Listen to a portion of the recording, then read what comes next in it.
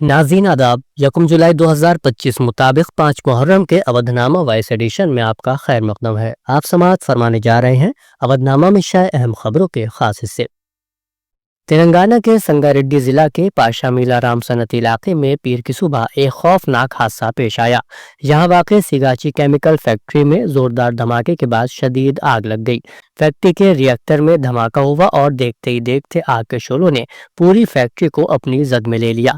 हादसे में अब तक 13 मजदूरों की मौत की खबर है, जबकि 33 से ज्यादा जख्मी बताए जा रहे हैं। जख्मियों में कुछ मजदूरों की हालत नाजुक बनी हुई है। वज़ीर-ए-आज़म नरेंद्र मोदी ने जानी नुकसान पर गहरे रंजो गम का इजहार किया है और हादसे में हलाक होने वाले हर फर्द के लवाहिकीन को 2-2 लाख रुपए देने का ऐलान किया है।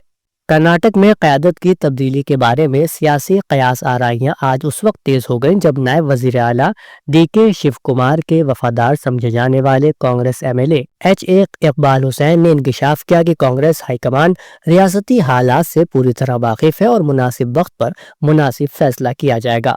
हुसैन ने रामनगर में मीडिया से खिताब करते हुए कहा कि 2023 में कांग्रेस की फतह के लिए जिन लोगों ने सख्त मेहनत की वो सब ये जानते हैं और क़यादत भी उसे समझती है।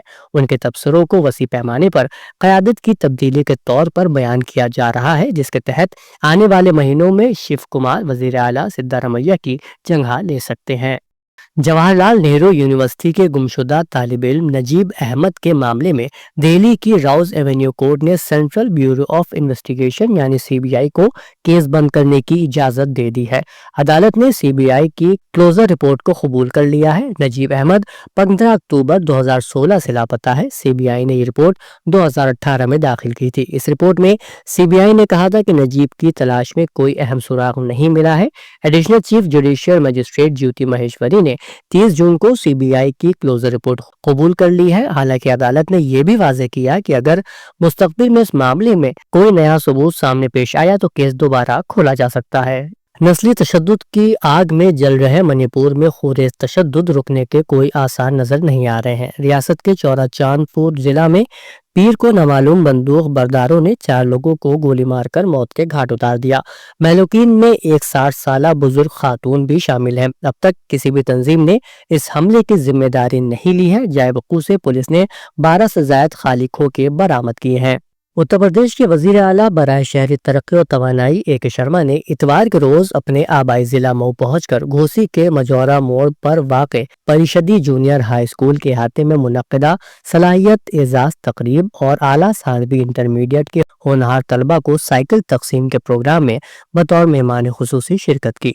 उन्होंने मधुबन और घोसी तहसील के 24 स्कूलों के 176 होनहार तलबा को तौसीफी असनाद देकर एजाज से नवाजा और साइकिलें तकसीम की। उनमें 56 लड़के और 120 लड़कियां शामिल हैं, जिनमें हाई स्कूल के 103 और इंटरमीडिएट के 73 तलबा शामिल हैं।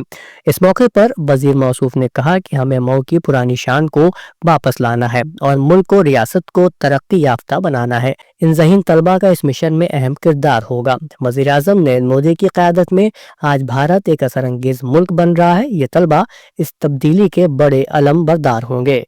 उत्तर प्रदेश रियासती ख्वातीन कमीशन ने आज रियासत की ख्वातीन के लिए खानदानी बहबूद के महकमे की तरफ से चलाई जाने वाली मुख्तलिफ फलाही स्कीमों के बारे में मालूमात के मौजू पर एक रोज़ा वर्कशॉप का इनेकाद किया।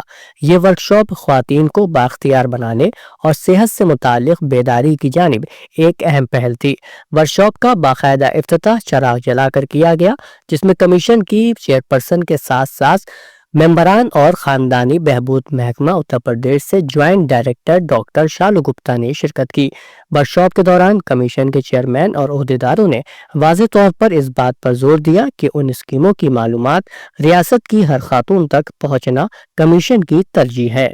यूपी बोर्ड ने 19 जुलाई को साल 2025 के लिए हाई स्कूल की बेहतरी और कंपार्टमेंट और इंटरमीडिएट कंपार्टमेंट के लिए तहरीरी इम्तिहान का इनेकाद किया है। 46,360 तलबा ने इम्तिहान के लिए दरख्वास्त दी है। हाई स्कूल की बेहतरी और कंपार्टमेंट का इम्तिहान सुबह 8:30 बजे से 11:45 बजे तक और इंटरमीडिएट कंपार्टमेंट का इम्तिहान दूसरी शिफ्ट में दोपहर 2 बजे से शाम 5:15 बजे तक होगा। रियासत उत्तर प्रदेश में तवानाई के शोबे की निजीकारी के मुमकिन इक़दाम के खिलाफ विद्युत कर्मचारी संयुक्त संघर्ष समिति ने सख्त मौक़िफ़ इख्तियार कर लिया है। समिति ने پاور کارپوریشن انتظامیہ پر الزام عائد کیا ہے کہ وہ توانائی کے محکموں میں ایمرجنسی نافذ کر کے نجی کاری کا ٹینڈر لگانے کی سازش کر رہی ہے۔ سمیتی نے واضح کر دیا ہے کہ اگر نجی کاری کا ٹینڈر جاری ہوا تو فوراً جیل بھرو آندولن شروع کر دیا جائے گا۔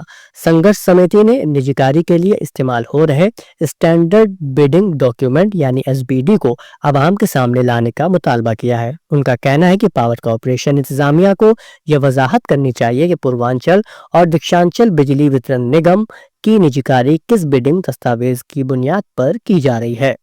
اودھ نامہ میں شائع جہانما خبروں کے مطابق اسرائیل فوج غزہ میں ایک بڑی اور غیر معمولی فوجی کارروائی کی تیاری کر رہی ہے۔ اتوار کو اسرائیلی وزیر اعظم بنجامن نیتن یاہو نے سیکیورٹی اداروں کے اعلیٰ عہدیداروں کے ساتھ ایک اہم اجلاس منعقد کیا جس میں غزہ میں جاری جنگ کے اگلے مراحل پر غور کیا گیا۔ یہ اجلاس ایسے وقت میں ہو رہا ہے جب اسرائیل اور حماس کے درمیان قیدیوں کے تبادلے کی کوششیں تعطل کا شکار ہیں۔ موصولہ خبروں کے مطابق اسرائیلی قیادت دو راستوں پر غور کر رہی ہے، یا تو حماس کے ساتھ قیدیوں کی رہائی کے معاہدے تک پہنچا جائے یا ایک اور وسیع زمینی کارروائی شروع کی جائے۔ عسکری ذرائع کا کہنا ہے کہ فوج جنگ کے آغاز سے اب تک کی سب سے بڑی شہری انخلاء کی کارروائی پر سنجیدگی سے غور کر رہی ہے تاکہ نئے فوجی آپریشن کے لیے زمینی حالات سازگار بنائے جا سکیں۔ ایران کی وزارت خارجہ کے ترجمان نے جرمنی اور فرانس کی حکومتوں کے حالیہ بیانات اور اقدامات پر شدید تنقید کی ہے۔ انہوں نے خاص طور پر جرمن چانسلر کے الفاظ کو ہٹلر کے نسل پرستانہ بیانیے سے تشبیہ دی۔